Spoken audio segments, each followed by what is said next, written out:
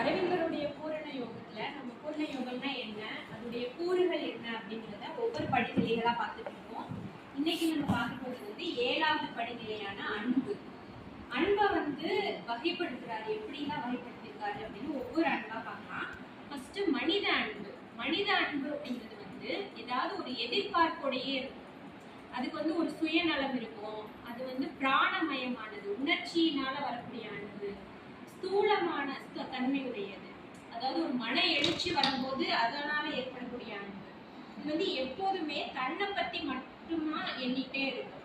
சுயநலமான அன்பு, இதுதான் மனித அன்புன்னு சொல்றாங்க. ஆனா ஒரு சில பேர்கிட்ட அது வந்து அதுக்கு அடுத்த ஸ்டேஜான சைத்திய அன்பாவும் இருக்கும். ஒரு சில பேருக்கு மட்டும்தான் அந்த சைத்திய அம்சம் இருக்கு அப்படின்னு அரவிந்தர் சொல்றாரு. இதுக்கு ஒரு எக்ஸாம்பிள் என்ன அப்படின்னு பார்த்தோம்னா, எதையுமே நம்ம ஒரு எக்ஸாம்பிள் வச்சு பார்க்கும்போது நம்மளுக்கு ஒரு ஈஸியா புரியும். இப்போ கைகேயிக்கு வந்து தசரதன் மேல இருந்த அன்பு வந்து சுயநலமான அன்பு. அவ வந்து ராமன் வந்து வனவாசம் போகணும், தன்னோட மகன் பரதன் தான் அந்த நாட்டை ஆளணும் அப்படின்னு ஒரு எதிர்பார்ப்போட தான் தசரதன் கிட்ட அவளுடைய அன்புல வந்து சுயநலம் இருந்தது. அதே மாதிரி ஒரு மன எழுச்சி, மந்திரை வந்து அவளை வந்து சூழ்ச்சி பண்ணி அவ மனசை மாற்றும் போது அந்த உணர்ச்சி வேகத்துல அவ இருந்தா. அந்த மன எழுச்சியில போய் தசரதன் கிட்ட சொன்னான், ராமன் வந்து வனவாசம் போகணும், என்னோட மகன் தான் ஆளணும் அப்படின்னு. இது வந்து அந்த சுயநலமான அன்புக்கு வந்து ஒரு எடுத்துக்காட்டு.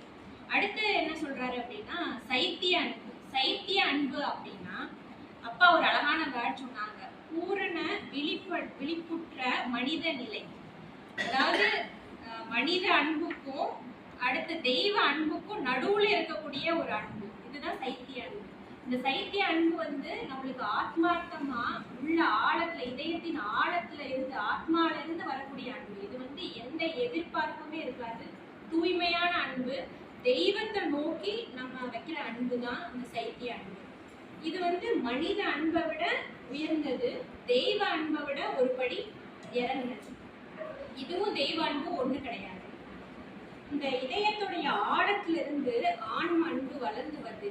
அந்த அன்பு வளர்ந்தாதான் நம்ம தெய்வ அன்பை வந்து அடைய முடியும். இப்ப நம்ம மனித அன்புல இருக்கோம்.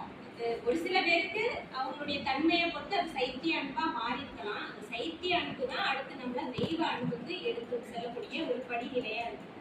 இந்த சைத்திய அன்புடைய சக்தி நமக்கு இருந்ததுன்னா நம்ம பரம சத்தியத்தையும் நம்மளால அடைய முடியும் அப்படின்னு சொல்றாரு. இப்போ ஒருத்தருக்கு வந்து சைத்திய அன்பு இருக்கு அப்படிங்கிறத நம்ம எப்படி கண்டுபிடிக்கலாம் அப்படின்னா, அவங்க கிட்ட வந்து அகங்காரம் இருக்காது, அகங்காரமின்மை, தூய பக்தி, இறைவனுக்கு பணிதல், அவனை சரணடை